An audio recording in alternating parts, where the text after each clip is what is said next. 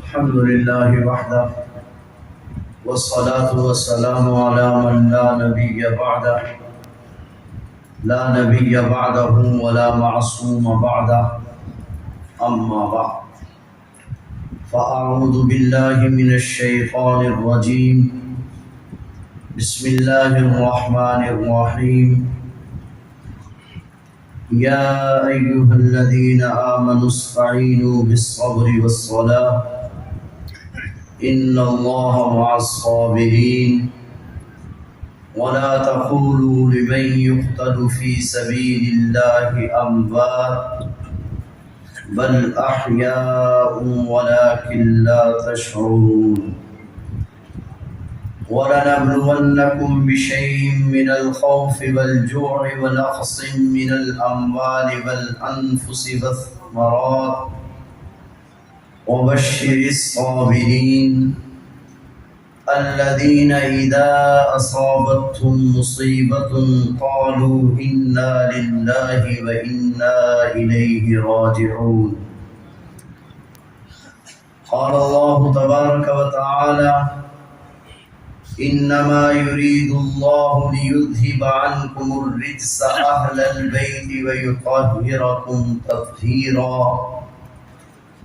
صدق الله وصدق رسوله النبي الكريم ونحن على ذلك لمن الشاهدين والشاكرين والحمد لله رب العالمين. محبت کے ساتھ درود پاک پڑھیں. اللهم صل على محمد وعلى آل محمد كما صليت على إبراهيم وعلى آل إبراهيم إنك حميد مجيد. اللهم بارك على محمد وعلى آل محمد كما باركت على إبراهيم وعلى آل إبراهيم إنك حميد مجيد. کسی کے روکے سے حق کا پیغام کب رکا ہے جو اب رکے گا. کسی کے روکے سے حق کا پیغام کب رکا ہے جو اب رکے گا. چراغ ایمان کو آندھیوں میں جلا کیا ہے جلا کرے گا. لہو اپنا دے کے روشن کر دی گلیاں اس ویرانے کی. اگرچہ تنگ بہت تھی راہیں راہ وفا کو جانے کی.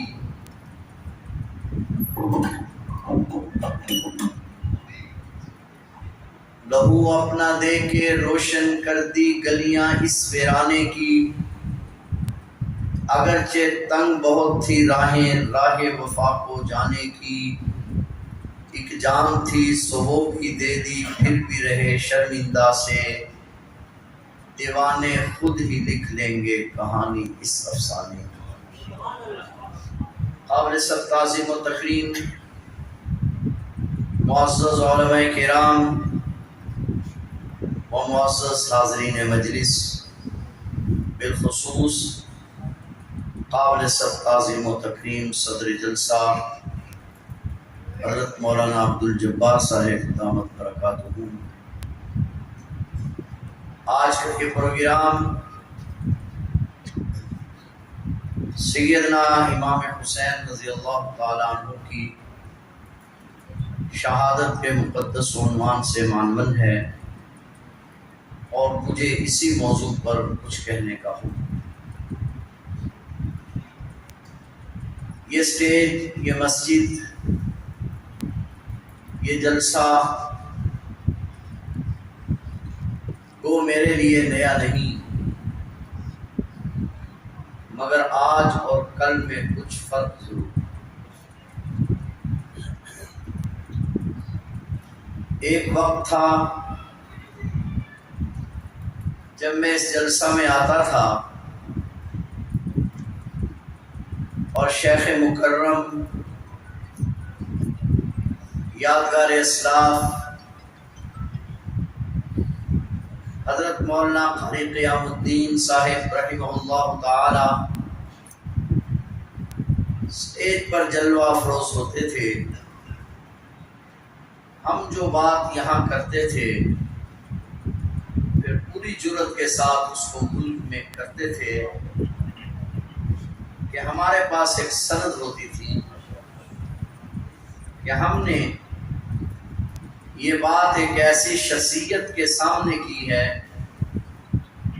جس پر اپنے وقت کے ان اکابرین نے اعتماد کیا ہے جن کو اہل السنت میں سند کی حیثیت حاصل. تو آج شیخ مکرم ہمارے اندر موجود نہیں. اس حوصلے کے ساتھ ہم بات نہیں کر سکیں گے مگر رب کی ذات پر بھروسہ کرتے ہوئے ان اکابرین کی جوتیوں میں بیٹھنے کی بنیاد پر بلا تمہید آج کے اس مقدس عنوان پر اہل سنت والجماعت کا موقف آپ کے سامنے رکھوں گا. دعا فرمائے اللہ جل شانہ مقصد کی بات کہنے کی توفیق عطا فرمائے. میں شکر گزار ہوں اپنے برادر مکرم ہاشم صاحب دامت برکاتہم کا جو میرے لیے قابل احترام بھی ہیں اور میرے بزرگوں کے منصب پر بھی بیٹھے ہیں. اللہ تبارک و تعالی ان کے علم، عمل، زہد و تقوی میں برکت نصیب فرمائے. مجھے شہادت پر کچھ کہنے سے پہلے اپنا موقف آپ کے سامنے رکھنا ہے، پھر شہادت پر بات کروں. پہلی بات یہ ہے کہ ہم اہل السنت والجماعت صحابہ کرام کو بھی سب کو مانتے ہیں اور اہل بیت کرام کو بھی سب. یہ سب کا لفظ میں زائد کر رہا ہوں. صحابہ کرام کو مانتے ہیں، اتنی بات نہیں کر رہا. صحابہ کرام کو بھی مانتے ہیں. کہاں سے بات شروع کر رہے ہیں؟ صحابہ کرام کو سب کو مانتے ہیں اور اہل بیت کرام کو بھی سب کو مانتے ہیں. صحابہ کرام کی گنتی سیدنا ابو بکر صدیق کی الف سے شروع ہوتی ہے اور ختم کہاں ہوتی ہے؟ مجھے معلوم کہ کچھ حلقوں سے آواز آئے گی علی المرتضیٰ کی یا پر، اس لیے جان بوجھ کر بات چھیڑ رہا. صحابہ کرام کی گنتی ابو بکر کی الف سے شروع ہوتی ہے اور وحشی کی یا پر ختم ہوتی ہے. صحابہ کرام میں مقام اور مرتبے کے اعتبار سے سب سے پہلا نمبر ابو بکر کا ہے صدیق رضی اللہ تعالیٰ عنہ، اور مقام اور مرتبے کے اعتبار سے سب سے آخری نمبر حضرت وحشی بن حرب رضی اللہ تعالیٰ. تو صحابہ کرام کی گنتی کہاں سے شروع ہوتی ہے؟ ابو بکر کی جی تھوڑا سا بولیں گے، میرے ساتھ چلیں گے تھوڑا سا. ابو بکر صدیق کی الف سے. اور میں کیونکہ حدیث کا طالب علم ہوں اور شیخ مکرم بھی تشریف رکھتے ہیں اور علماء کرام کا ایک جمع غفیر ہے، ہمارے ہاں محدثین کے 3 طبقے. ایک طبقہ وہ ہے جو احادیث جب لکھتے ہیں کتابوں میں تو ترتیب ایمان کے اعتبار سے لگاتے ہیں کہ جو ایمان میں پہلے نمبر پر ہے اس کی روایات پہلے نمبر پر، جو ان کے بعد ایمان لایا ان کی روایات دوسرے نمبر پر، پھر تیسرے نمبر پر، پھر چوتھے. ایک طبقہ وہ ہے. اور ایک طبقہ وہ ہے جو مقام کا لحاظ کرتا ہے، جو مقام اور مرتبے کے اعتبار سے سب سے اول ہے، ان کی روایات پہلے، جو دوسرے نمبر پہ ہے اس کے بعد، پھر اس کے بعد. اور تیسرا طبقہ وہ ہے جو حروف تہجی کا اعتبار، جن کا نام الف سے شروع ہوتا ہے ان کی روایات پہلے نمبر، جن کا نام با سے شروع ہوتا ہے ان کی روایات دوسرے نمبر، جن کا نام تا سے شروع ہوتا ہے ان کی روایات تیسرے نمبر پر۔ مگر ابو بکر میں تیری جوتیوں پہ قربان جاؤں، جنہوں نے آغاز ایمان کے اعتبار سے کیا ان میں بھی ابو بکر پہلے، جنہوں نے آغاز مرتبے کے اعتبار سے کیا ان میں بھی ابو بکر پہلے ہے، اور جنہوں نے اعتبار تہجی کا کیا ان میں بھی ابو بکر پہلے ہے۔ تو اصحاب رسول کی گنتی ابو بکر صدیق کی الف سے شروع ہو اور حضرت وحشی بن حرب کی یا پر ختم ہوتی ہے۔ ہمارے نزدیک سب صحابہ کرام وہ سچے ہیں، وہ عادل ہیں، وہ معیار حق۔ جناب نبی کریم صلی اللہ علیہ وسلم نے اپنے صحابہ کرام کو ستاروں کے ساتھ تشبیہ دی۔ میں ایک طالب علمانہ بات کہنا چاہوں، حضور علیہ السلام نے اپنے صحابہ کرام کو ستاروں کے ساتھ تشبیہ دی ہے کہ میرے صحابہ کرام ستاروں کی مانند۔ میں آپ سے پوچھتا ہوں، ستارہ ہو اور روشنی نہ ہو یہ بھی کبھی ہوتا ہے؟ نہیں، آپ کی توجہ۔ یہ تو ہو سکتا ہے کہ ایک ستارہ بڑا ہو اور ایک چھوٹا، یہ تو ہو سکتا ہے کسی میں چمک زیادہ ہو اور کسی میں کم، مگر یہ نہیں ہو سکتا کہ ہو ستارہ اور اس میں روشنی نہ ہو۔ لہذا صحابی اعلیٰ درجے کا ہے یا ادنا درجے کا، جب اس کے ساتھ لفظ صحابی کا لفظ لگ گیا تو وہ ہدایت ہے، گمراہی۔ جس طرح ستارہ روشنی دیتا ہے، اندھیرا نہیں۔ اور تھوڑی سی اگر آپ کی توجہ ہو تو قاری محمد طیب صاحب رحمۃ اللہ علیہ نے ایک عجیب تشبیہ دی۔ کہتے ہیں کہ نبی پاک صلی اللہ علیہ وسلم یہ سورج ہے اور صحابہ کرام فضا ہیں۔ سورج کی جب روشنی پڑتی ہے فضا پر تو فضا سورج کی روشنی کو اپنے اندر لینا شروع کر، آہستہ آہستہ سورج کی روشنی مکمل فضا میں اتر جاتی۔ اب جب ہم دن کے وقت میں آنکھیں کھولتے ہیں تو یہ ہمارے سامنے آسمان تک فضا ہے، مگر سورج کی روشنی فضا پر پڑی اور فضا نے روشنی کو اپنے اندر لیا، اتنا اپنے اندر سمویا کہ اپنی حیثیت ختم کر دی۔ اب ہم دیکھتے فضا کو ہیں، نظر سورج آتا،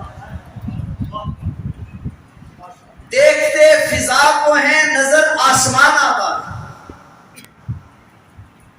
قاری طیب صاحب رحمۃ اللہ علیہ لکھتے ہیں حضور علیہ السلام سورج، اصحاب رسول فضا ہے، اور فضا نے روشنی کو اپنے اندر اس طرح سمویا کہ اپنی حیثیت کو ختم کر دیا۔ اب ہم دیکھتے ابو بکر کو ہیں، صداقت نبوت کی نظر آتی ہے، دیکھتے فاروق اعظم کو ہیں، دیکھتے فاروق اعظم کو ہیں، اور مقام دیکھتے ہم فاروق اعظم کو ہیں اور عدل محمد کریم کا نظر آتا ہے۔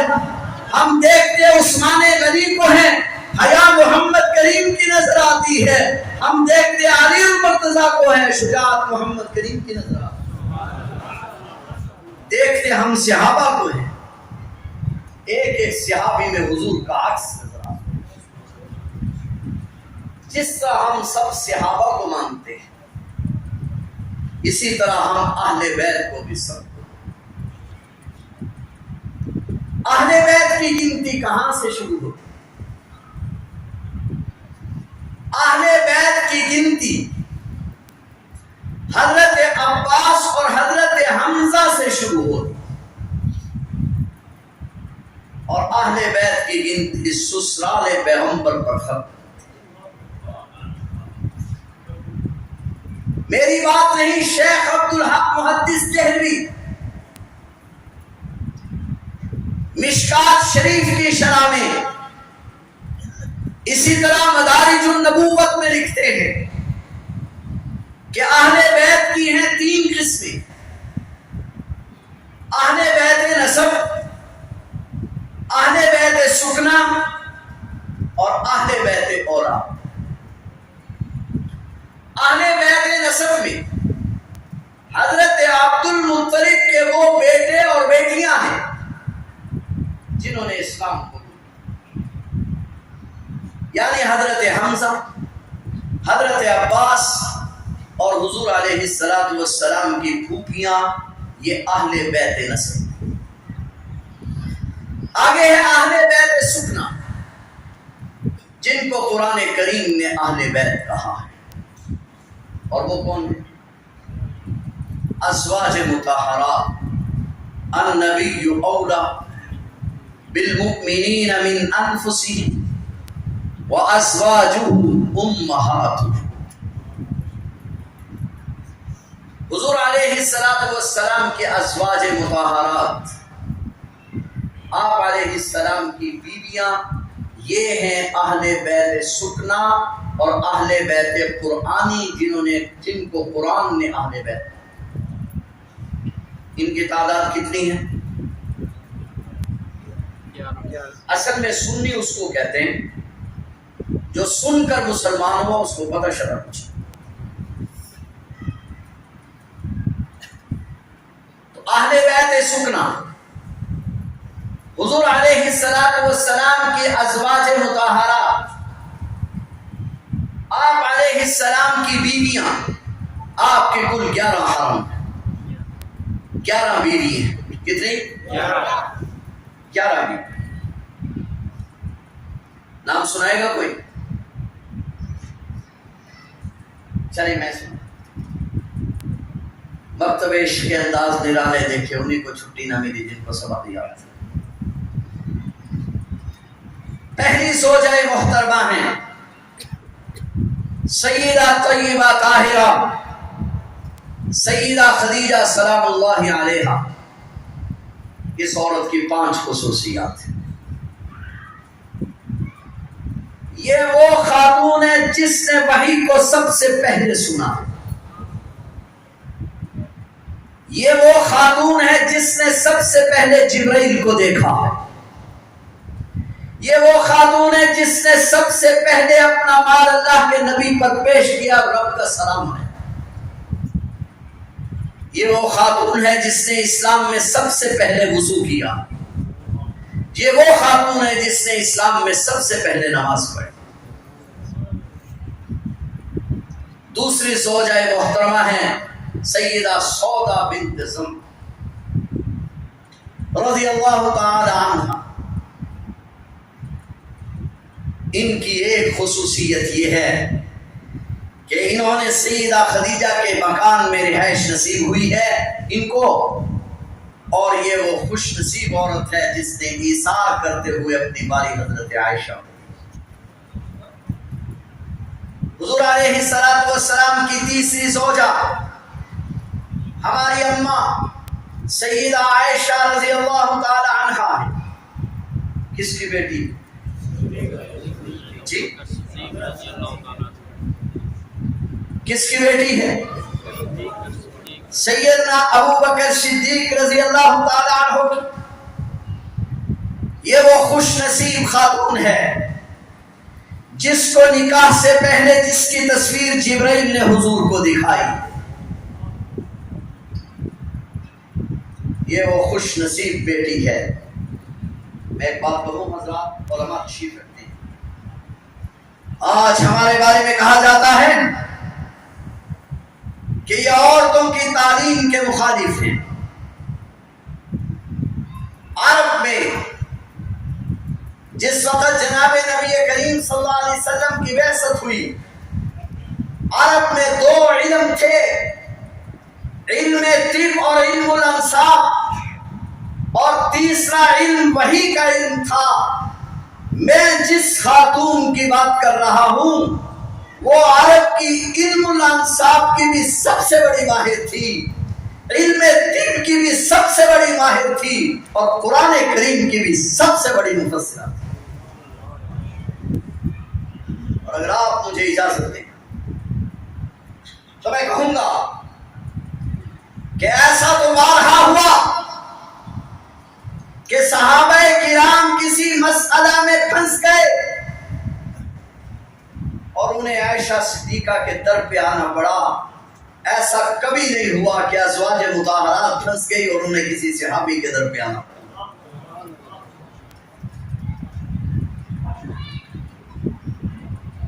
سیدہ عائشہ رضی اللہ تعالیٰ عنہ، ان کی محدثین نے 70 خصوصیات لکھی، میں صرف ایک دو پر بات کرنا چاہتا ہوں۔ صدیقہ کائنات سیدہ عائشہ سلام اللہ علیہا فرماتی، میری ایک خصوصیت یہ ہے کہ جس جگہ پہ لب لگا کے میں پانی پیتی تھی اسی جگہ پہ لب لگا کے حضور پانی پیتے تھے۔ صدیقہ کائنات فرماتی ہیں حضور علیہ السلام جب دنیا سے رخصت ہوئے تو میری خصوصیت یہ ہے کہ حضور کا سر مبارک میری گود میں تھا اور دنیا سے رخصت ہو رہے تھے۔ صدیقہ کائنات کی ایک خصوصیت یہ ہے کہ سیدہ اماں حوا سے لے کر سیدہ عائشہ صدیقہ تک کسی خاتون کے بستر پر وحی نہیں آئی سوائے صدیقہ کائنات سیدہ عائشہ سلام اللہ علیہا کے بستر پہ وحی آئی۔ حضور علیہ السلام کی چوتھی بیوی ہیں، بات دور نکل جائے گی اگر میں ادھر چلا، زینب بنت خزیمہ رضی اللہ تعالی عنہا، ان کی 13 خصوصیات ہیں۔ ایک خصوصیت یہ ہے کہ ان کا جنازہ خود حضور علیہ السلام نے پڑھایا اور خود ان کو اپنے ہاتھ سے قبر میں اتارا اور جنت البقیع میں دفن ہونے والی پہلی خاتون۔ 5ویں زوجہ محترمہ ہیں سیدہ حفصہ رضی اللہ تعالی عنہا، کس کی بیٹی ہے؟ جی آہستہ کس کی بیٹی ہے؟ سیدنا فاروق اعظم رضی اللہ تعالی عنہ۔ ان کی خصوصیات تو بہت ہے، صرف ایک خصوصیت کا ذکر کرتا ہوں۔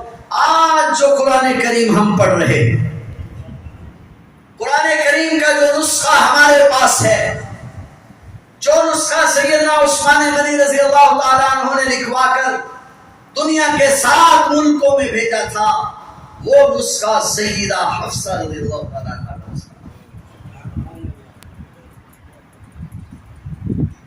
اس کے بعد ہے سیدہ رملہ، سیدہ ام حبیبہ رضی اللہ تعالیٰ عنہ، کس کی بہن؟ سیدنا امیر معاویہ رضی اللہ تعالیٰ عنہ کی بہن ہے۔ خصوصیات تو بہت سی ہیں، 5 خصوصیات علماء نے لکھی ہے، ایک کا صرف ذکر کرتا ہوں۔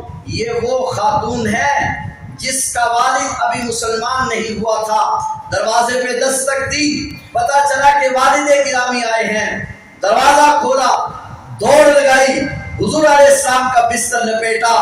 ابو سفیان نے کہا رملہ بچیے باپ کے لیے بستر بچھایا کرتی ہیں، تم بستر اٹھا رہی ہو۔ سیدہ ام حبیبہ نے کہا یہ پاک پیغمبر کا بستر ہے، ناپاک وجود اس پہ نہیں لگ سکتا۔ نبی کا جسم بولو ذرا. چلتے چلتے ایک بات کہہ. نبی کا بستر, نبی کا لباس, ایک لباس وہ ہے جو نبی اپنے بدن پر پہنتا ہے, ایک لباس وہ ہے جس کو رب لباس کہتا ہے, جو حضور کے بستر پر. جو لباس نبی اپنے بدن پر پہنتے ہیں, رب اس لباس کے بارے میں کہتے ہیں وَثِيَابَكَ فَطَهِّرْ, اس کو خود پاک کیجئے. جو لباس بستر پر ہے رب کہتے ہیں اس کو میں پاک کروں گا. یا اللہ کیوں کہا؟ اس لیے کہ ایک وقت آئے گا اس لباس پر چھینٹے ڈالنے کی کوشش کی جائے گی, کیونکہ اس لباس کو پاک کرنے والا میں ہوں, تو جو چھینٹے ڈالے گا صفائی دینے بھی میں خود ہوں. تو جو ہے جاگ رہے ہیں آپ؟ سارے محترم تشریف رکھتے ہیں.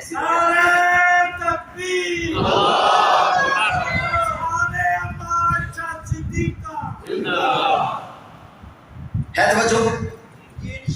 سیرت حلبیہ میں لکھا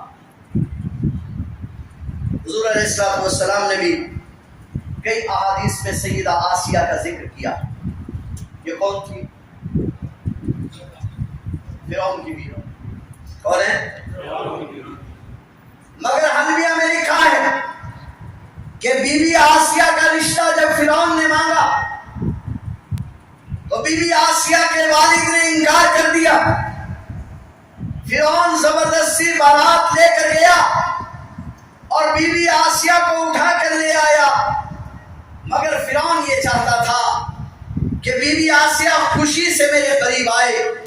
مگر حلبیہ میں لکھا ہے کہ ساری زندگی فرعون آسیہ کے جسم کو چھوڑ نہیں سکا,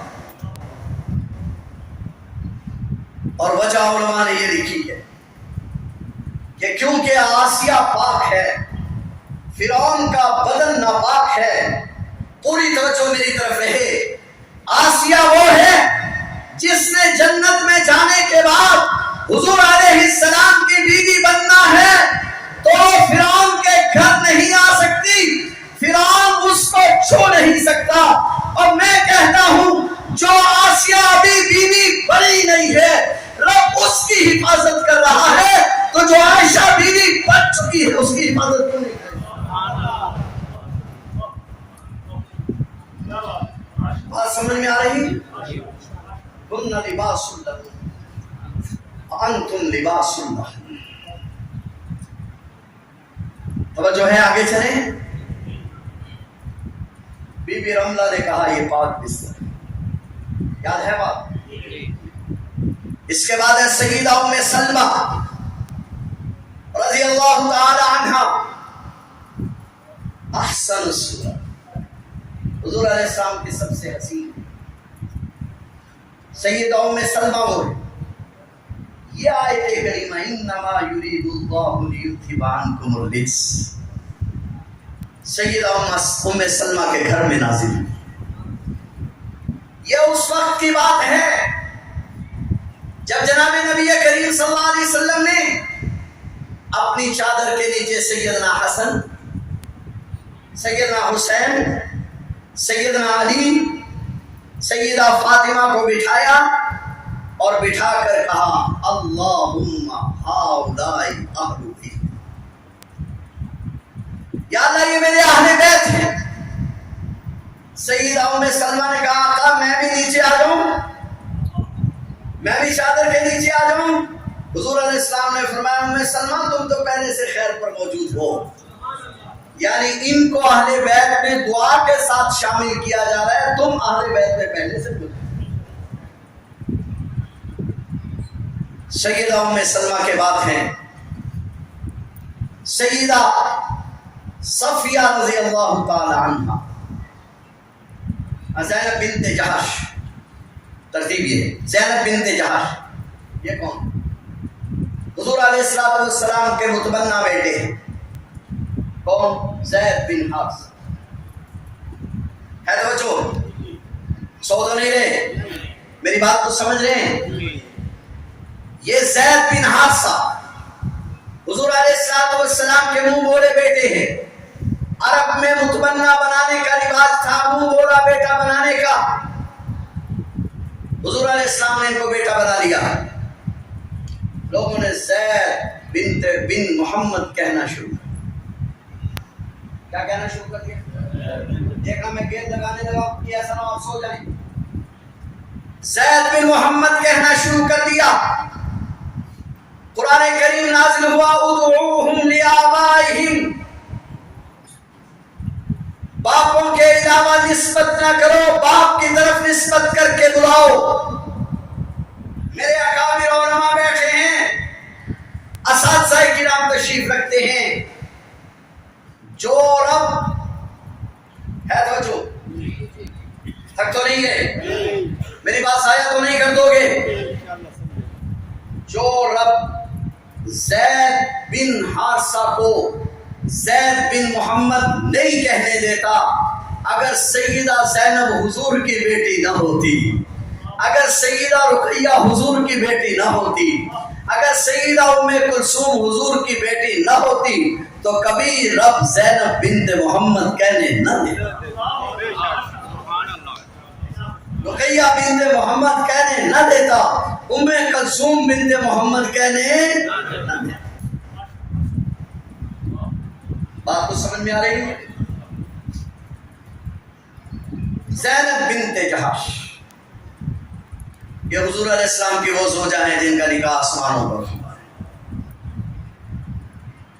اس کے بعد ہے سیدہ صفیہ رضی اللہ عنہ، لونڈی، اسلام لائی، آزاد کی گئی. یہ وہ خاتون ہے جس کی 3 نبیوں سے رشتہ دار. اس کے بعد ہے سیدہ جویریہ رضی اللہ تعالی عنہ، لونڈی ہے، بدلے کتابت دے کر آزاد ہوئی ہیں. وہی بدلے کتابت ان کا مہر بنا ہے. ان کی خصوصیت یہ ہے کہ جس دن ان کو آزادی ملی، ان کی وجہ سے اس کی قوم کی 1000 خواتین کو آزادی ملی. ان کے بعد ہے سیدہ میمونہ رضی اللہ تعالی عنہ. یہ وہ اماں جان ہیں جن کا نکاح حضور کے ساتھ حالت احرام میں ہوا. اور بتائیے کون ہے یہ میمونہ؟ کون ہے؟ سیدہ میمونہ کی 8 بہنیں اور ہیں. سیدہ میمونہ کی ایک بہن سیدنا ابو بکر صدیق کے گھر ہے، دوسری بہن سیدنا امیر حمزہ کے گھر ہے، تیسری بہن حضرت علی کے گھر ہے، چوتھی بہن سیدنا امیر معاویہ کے گھر ہے، پانچویں بہن حضرت جعفر طیار کے گھر ہے. اس اعتبار سے یہ سب آپس میں ہم لوگ. بات کو سمجھ میں آ رہی؟ یہ حضور علیہ السلام کی آخری بیوی. ان کے بعد ہے سیدہ ماریہ قبطیہ. یہ حضور علیہ السلام کی بیوی نہیں ہے، حضور کی لونڈی ہے، مگر ان کے بدن سے حضور کے ایک بیٹے ہیں، ان کا نام ابراہیم. علماء نے لکھا ہے ان کا شمار بھی امہات المومنین. تو یہ ہے اہل بیت سکنا. عجیب بات یہ ہے کیا جو اہل بیت کا انکار کیا. تیسرے نمبر پر ہے اہل بیت اولاد. حضور علیہ السلام کی بیٹیاں کتنی ہیں؟ 4 ہیں جی. 4 سارے بولیں گے 4. کتنی بیٹیاں ہیں؟ 4. اگر آپ کا ذوق تازہ ہے تو میں عرض کروں، دنیا میں تحقیق کے لیے سب سے پہلی دلیل قرآن ہے. قرآن نے وبناتی کا جمع کا صیغہ بولا ہے، جس سے معلوم ہوتا ہے کہ حضور کی بیٹیاں 4 ہیں. حضرت شیخ ادریس کاندھلوی سے لے کر علامہ جان اللہ زمخشری تک تمام مفسرین نے جمع کمانا کیا ہے. معلوم ہوتا ہے قرآن کہتا ہے نبی کی بیٹیاں 4 ہیں. بہت ذمہ داری کے ساتھ عرب کی علم الانساب کی جتنی کتابیں ہیں سب میں لکھا ہے کہ نبی کی بیٹیاں 4 ہیں. سیرت کی جتنی کتابیں آج تک دنیا میں شائع ہوئی ہیں، خواہ وہ مسلمانوں نے لکھی ہیں خواہ وہ انگریز نے لکھی ہیں، ان سب نے لکھا ہے کہ حضور کی بیٹیاں سارے بولو حضور کی بیٹیاں حضور کی بیٹیاں. علم الانساب والے بھی کہتے ہیں حضور کی بیٹیاں 4 ہیں، مورخین بھی کہتے ہیں حضور کی بیٹیاں 4 ہیں، حدیث کہتی ہے حضور کی بیٹیاں 4 ہیں، قرآن کہتا ہے حضور کی بیٹیاں 4 ہیں. صفحہ میں حوالہ میری ذمہ داری اصول کافی جلد نمبر 1 امام معصوم امام جعفر صادق کہتے ہیں حضور کی بیٹیاں 4. لہذا ہمارا عقیدہ ہے حضور کی بیٹیاں 4 جی 4 ایسا بول رہے ہیں حضور کی بیٹیاں 4. انہیں کے مطلب کہ کہہ رہا ہوں زبان میری ہے بات ان کی، انہیں کی محفل سجا رہا ہوں، چراغ میرا ہیرات ہوں.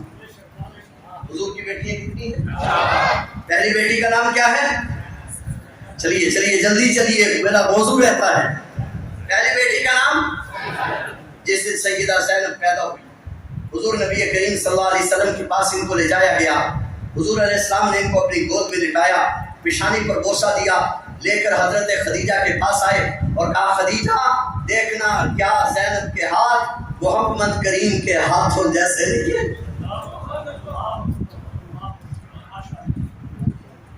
حضور کی پہلی بیٹی کا نام کیا ہے؟ سیدہ زینب. حضور علیہ السلام نے فرمایا خیر بناتی ہے توجہ بدر کے قیدی جو آئے دور میں قیدی زینب کا شوہر آس بھی آیا، ابو العاص ابھی مسلمان نہیں ہوا. فیصلہ یہ ہوا قیدیوں کو فدیہ دے کر چھوڑ دیا جائے. ابو العاص کے فدیے کے لیے ایک کپڑے میں ایک ہار آیا. میرے اور آپ کے آقا و مولا امام الانبیاء صلی اللہ علیہ وسلم نے جو کپڑا کھولا تو اندر سے ہار نکلا. حضور علیہ السلام کی آنکھیں بھر آئی. یہ وہ ہار تھا جو سیدہ خدیجہ نے اپنی بیٹی کو رخصتی کے وقت دیا تھا. حضور علیہ السلام کی آنکھوں سے آنسو جاری ہیں. اصحاب رسول دیکھ رہے ہیں معاملہ کیا ہے. آقا کیا بات ہے؟ فرمایا یہ میری مرحومہ بیوی کا ہار ہے جو اس نے اپنی بیٹی کو رخصتی کے وقت دیا تھا. اجازت دو تو واپس کر دوں، اجازت ہو تو رکھ لوں. اصحاب رسول نے آج کی واپس کر دیجئے. حضور نے واپس کر دیا. ابو العاص مسلمان ہو. حضور علیہ السلام کی دوسری بیٹی کا نام ہے سیدہ رقیہ. کیا نام ہے؟ پہلا نکاح ہوا عتبہ سے. کس کا بیٹا ہے؟ ابو لہب کا. کس کا بیٹا ہے؟ تیسری بیٹی کا نام ہے سیدہ ام کلثوم. پہلا نکاح ہوا عتیبہ سے. دونوں ابو لہب کے بیٹے ہیں. جب قرآن کریم نازل ہو گیا اور سورۃ لہب نازل ہو گئی تو ابو لہب نے اپنی بیوی کو مجبور کیا، بیوی نے بیٹوں کو مجبور کیا اور دونوں نے نبی پاک صلی اللہ علیہ وسلم کی بیٹیوں کو طلاق دے دی. میں آپ سے پوچھنا چاہتا ہوں اگر یہ بیٹیاں نبی پاک صلی اللہ علیہ وسلم کی نہیں ہیں، سیدہ خدیجہ کی ہیں، پھر طلاق دینے کا موقع کیا؟ طلاق دینے کا مصرف کیا ہے؟ ابو لہب طلاق اس لیے دلوا رہا ہے کہ یہ بیٹی کس کی ہے. اس کا مطلب ابو لہب تو سمجھتا ہے کہ بیٹی محمد کریم. پہلے نکاح عتبہ اور عتیبہ سے ہوا. پھر حضرت سیدہ رقیہ کا نکاح حضرت عثمان غنی سے ہوا. تھوڑا سا اور پیچھے چلے دوبارہ سیدہ زینب کا نکاح ابو العاص سے ہوا. کتنے بچے پیدا ہوئے؟ 2. سیدہ امامہ بنت ابی العاص اور علی بن ابو العاص 2 نواسے ہو گئے، ایک نواسی اور ایک نواسا. بخاری شریف میں امام بخاری رحمۃ اللہ علیہ نے باب باندھا ہے کہ کیا کوئی آدمی بچی کو اٹھا کر نماز پڑھ سکتا ہے؟ تو پھر امام بخاری نے جو روایت پیش کی ہے وہ سیدہ امامہ کے بارے میں پیش کی ہے کہ حضور علیہ السلام اپنی نواسی کو اٹھا کر تہجد کی نماز پڑھا کرتے. ایک نواسی ہو گئی، ایک نواسا. آگے چلیے. سیدہ رقیہ لکھا ہوا حضرت عثمان غنی سے ایک بیٹا پیدا ہوا عبداللہ، ان کا انتقال ہو گیا. پھر حضور علیہ السلام نے اپنی دوسری بیٹی حضرت عثمان غنی کو دے، ان سے کوئی اولاد نہیں ہوئی. چوتھی بیٹی کا نام کیا ہے جی؟ ارے بولو، کس سے نکاح ہوا؟ پوری بولیے ذرا. کتنے بچے پیدا ہوئے؟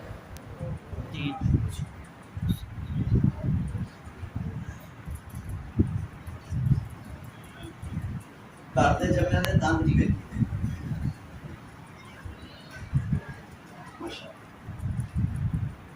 سیدہ فاطمہ کا نکاح حضرت علی سے ہوا، 5 بچے پیدا ہوئے.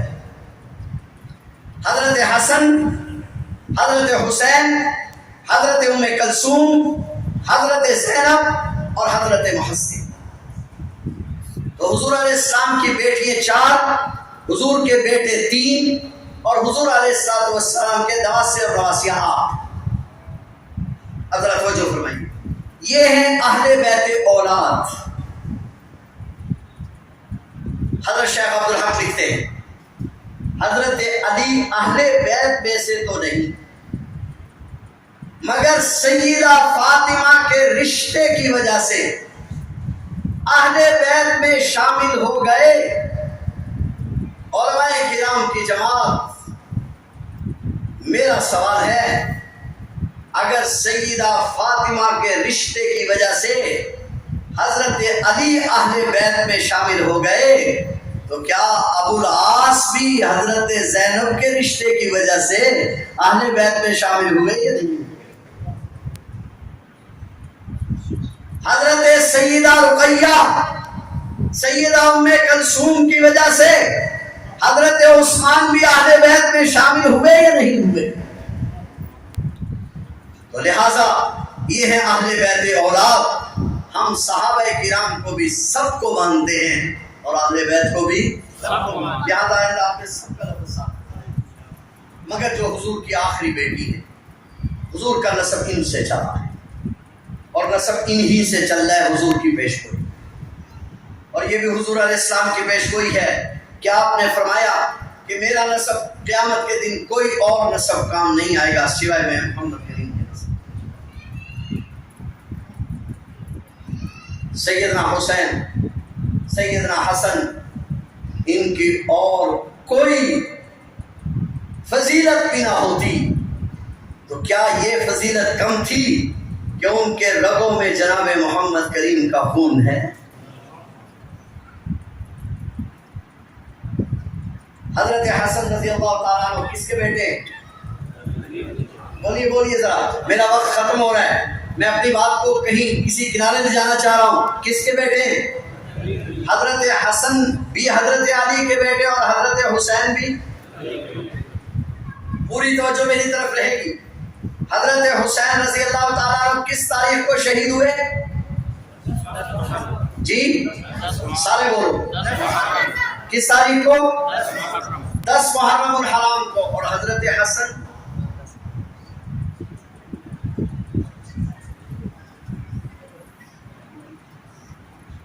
سنانا بھی جنہیں مشکل، چھپانا بھی جنہیں مشکل، تم ہی بتلاؤ وہ افسانے کدھر جی.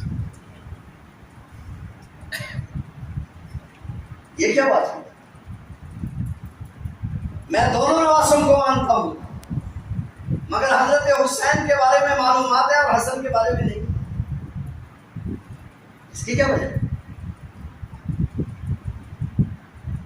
اور عجیب بات ہے، حسین کریمین کو اگر دیکھا جائے تو ان کی زندگی کے پہلے 2-3 سال ذکر کیے جاتے ہیں، پھر کربلا میں باقی 50 سالہ زندگی غائب ہے. اس لیے کہ کہیں ابو بکر صدیق کے ساتھ تعلقات نہ ثابت ہو جائیں،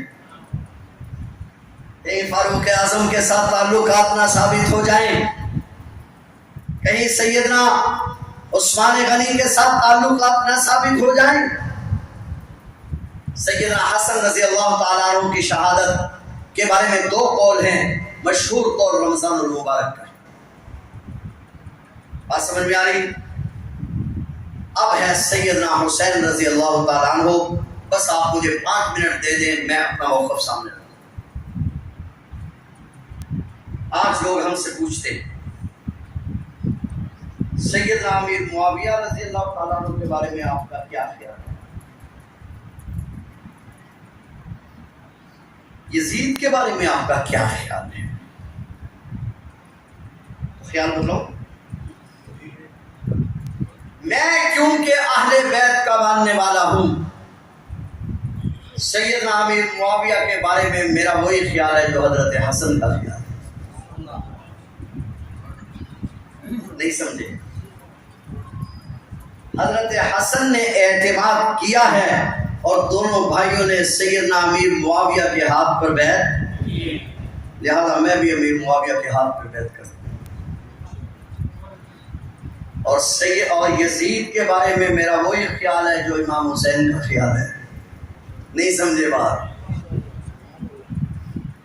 یزید کے بارے میں میرا وہی خیال ہے جو سیدنا امام حسین کا خیال ہے۔ امام حسین نے بیعت نہیں کی تو ہم بھی، کیا سمجھ میں آیا آپ کو؟ نواسہ رسول جگر گوشہ بطول سیدنا امام حسین رضی اللہ تعالیٰ عنہ 60 ہجری میں جب سیدنا امیر معاویہ رضی اللہ تعالیٰ عنہ کا انتقال ہو گیا، آپ نے اپنی زندگی میں ہی یزید کے لیے بیعت لینا شروع کی تھی۔ اس کے اور مقاصد تھے، صرف ایک بات عرض کرتا ہوں، بہت توجہ سے سمجھنا، میں زیادہ وقت نہیں لوں گا، لیکن آپ 100% توجہ رکھیں گے تو شاید بات سمجھ گئے۔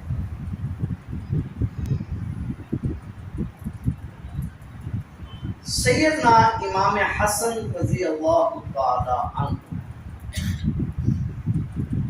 حضرت علی رضی اللہ تعالی عنہ کی شہادت کے بعد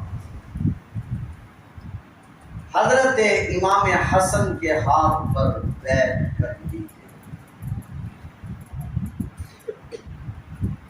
شام وغیرہ میں پہلے سے فیصلے کے مطابق بیعت ہو چکی تھی۔ اگر صلح ممکن ہو، حضرت امام حسن کے بیعت کیے بغیر تو جس طرح سلسلہ سیدنا امیر معاویہ کے دور میں، سیدنا علی المرتضیٰ کے دور میں چلا تھا، آج بھی چلتا، مگر میرے اور آپ کے پیر و مرشد سیدنا امام حسن نے سوچا کہ صلح ممکن، صلح ایک ہی صورت میں ممکن ہے کہ مجھے سیدنا امیر معاویہ رضی اللہ تعالیٰ عنہ کے ہاتھ پر بیعت کر لینی تھا۔ سیدنا امام حسن نے اپنی خلافت کو چھوڑ کر امت کو انتشار سے بچانے کے لیے سیدنا امیر معاویہ کے ہاتھ پر بیعت، صرف اکیلے حسن نے کی یا حسین نے؟ دونوں نے، جی دونوں نے کی، جی دونوں نے۔ تقریباً 20 سال حسین کریمین سیدنا امیر معاویہ کے ساتھ رہے اور سیدنا امیر معاویہ حسین کریمین کے ساتھ رہے۔ 10 سال کے بعد حضرت حسن شہید ہو گئے، حضرت حسین کے ساتھ رہے۔ ایک دن جو معاہدہ کیا تھا اس کی خلاف ورزی کی؟ جی نہیں، اس کی خلاف ورزی نہیں۔ اب سیدنا امیر معاویہ رضی اللہ تعالیٰ عنہ دنیا سے رخصت ہو گئے۔ اب ایک ہے عام مسلمان اور ایک ہے سیدنا حسین۔ فرق ہے یا نہیں ہے جی؟ بول نہیں رہے آپ، فرق ہے یا نہیں؟ عام صحابہ کرام کی تعداد بہت کم، عام مسلمان انہوں نے انتشار سے بچنے کے لیے یزید کے ہاتھ پکڑے، مگر نواسہ رسول نے بیعت کرنے سے انکار۔ بہت توجہ، میں 5 منٹ میں مسئلہ حل کروں۔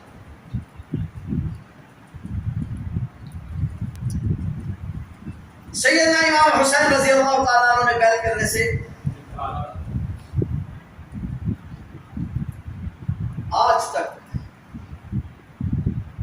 سیدنا ابو بکر صدیق رضی اللہ تعالیٰ عنہ سے لے کر سیدنا امیر معاویہ رضی اللہ تعالیٰ عنہ کے آخری دن تک اس امت نے ریاستی جبر کا منہ نہیں دیکھا۔ پھر کہہ رہا ہوں، سیدنا امیر معاویہ رضی اللہ تعالیٰ عنہ کے انتقال تک امت نے ریاستی جبر نہیں دیکھا تھا کہ وہ کیا ہوتا ہے۔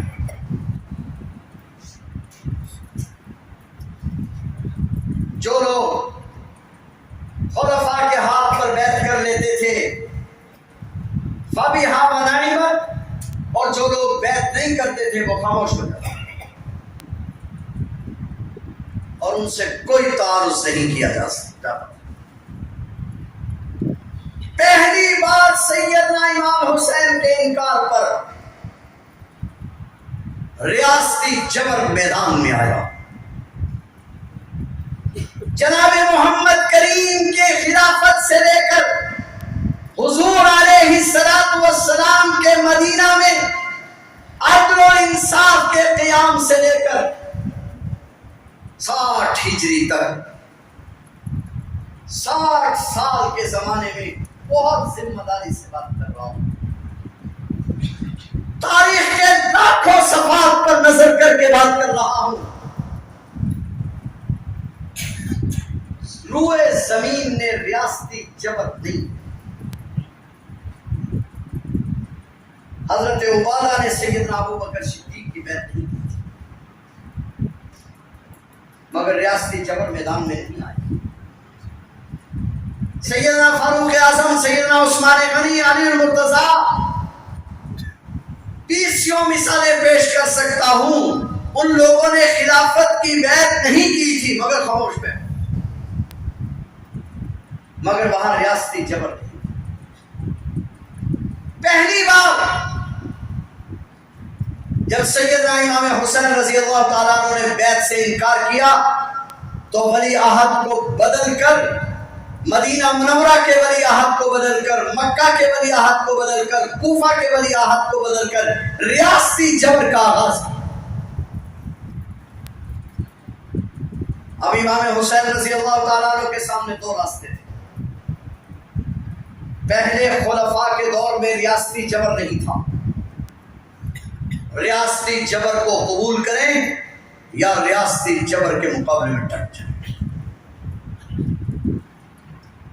اگر نواسہ رسول ریاستی جبر کو قبول کر لیتے تو دنیا کا آنے والا ہر حکمران غریب کو پیستا، کسی کو احتجاج کا حق حاصل نہ ہوتا۔ میرے حسین نے میدان میں آ کر قیامت تک کے لیے ریاستی جبر کا راستہ روک کر بتلایا کہ ریاستی جبر سے ہم ٹکراتے رہیں گے، اور دنیا آج تک ٹکراتی آئی، اس کی بنیاد امام حسین پہ اقرار۔ میں نے نہیں کہا بابا مجھ پہ فتویٰ نہیں لگانا، ابو الحسن علی ندوی نے لکھا ہے۔ ریاستی جبر سے ٹکرائے، پھر اسی کو بنیاد بنا کر امام ابو حنیفہ ریاستی جبر سے ٹکرائے، امام مالک ریاستی جبر سے ٹکرائے، امام احمد بن حنبل ریاستی جبل سے ٹکرائے، ابن تیمیہ ریاستی جبل سے ٹکرائے، آپ کے اکابر نے بر صغیر میں جو انگریز سے ٹکرائے اس کی بنیاد بھی امام حسین کا اقدام۔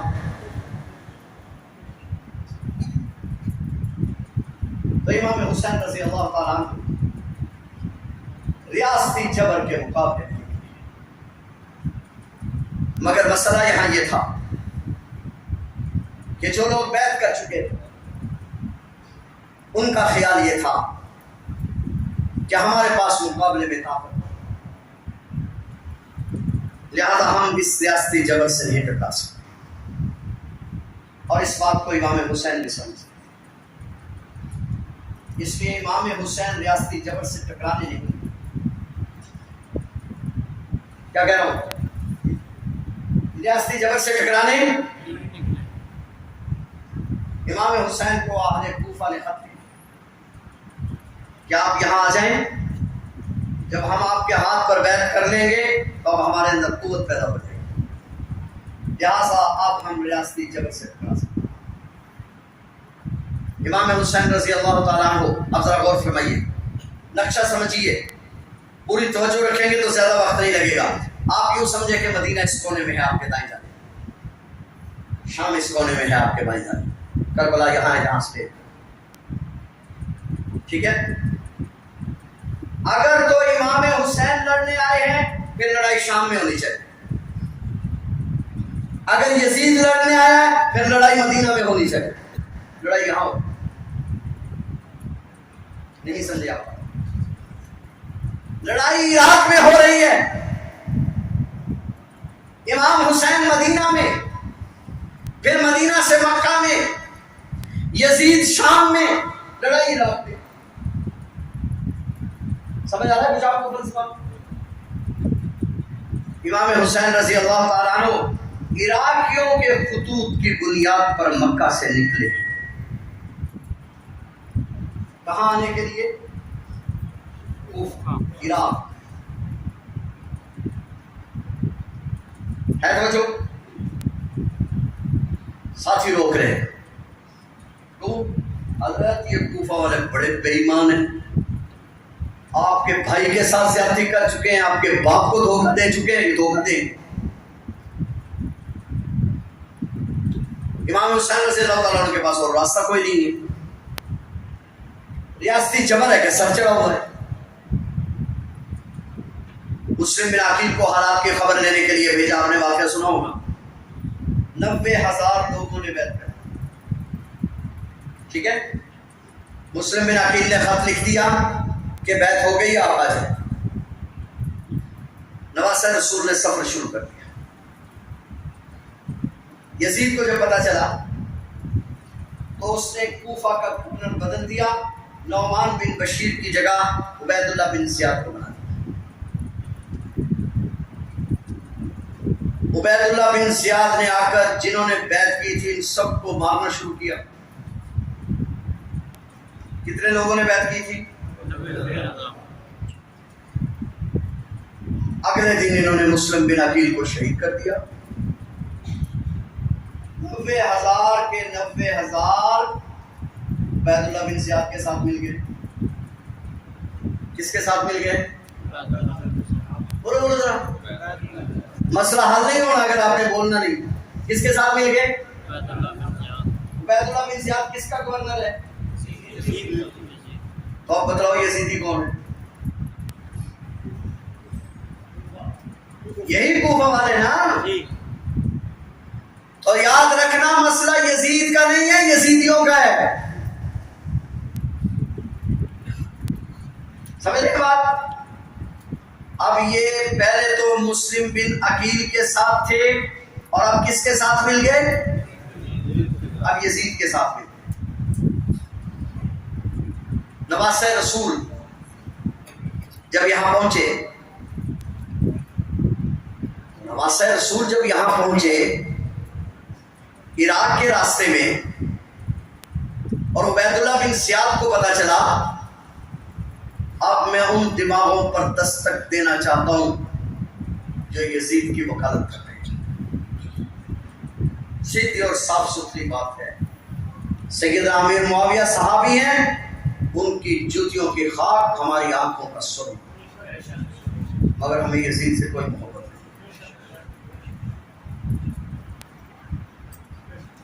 تو بات ہے۔ توجہ آپ کی میری طرف رہے۔ نواسہ رسول ایک موڑ پر پہنچ چکے، عبید اللہ بن زیاد نے لشکر بھیجا۔ جب ان کی حضرت امام حسین سے ملاقات ہوئی اور نواسہ رسول کو پتا چلا کہ اہل کوفہ نے غداری کر دی ہے،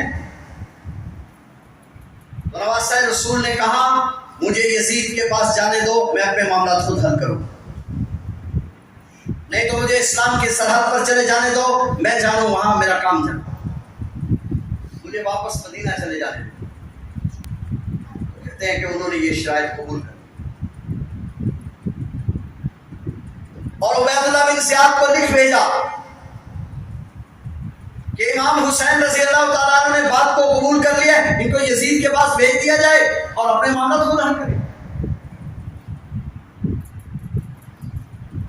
عبید اللہ بن زیاد کے پاس ایک مردود شمر ذوالجوشن بیٹھا تھا، اس نے کہا نواسہ رسول کو جانے نہ دو، اگر نواسہ رسول نکل گیا تو تمہاری خیر ہے، لہذا تازہ دم لشکر بھیجا اور کہا کہ آپ کے پاس بیعت کے سوا کوئی چارہ نہیں ہے، آپ کو عبید اللہ بن زیاد کے ہاتھ پر بیعت کرنا ہوگا۔ میرا ایک چھوٹا سا سوال ہے، چھوٹا سا بالکل سادہ سوال ان لوگوں سے جو یزید کے وکیل، کہ اپنی ایمانداری سے بتلاؤ عبید اللہ بن زیاد یا شمر ذوالجوشن یا اس جیسے اور بدماش یہ سیدنا امام حسین کے سٹیٹس کے تھے کہ ان سے مذاکرات کی؟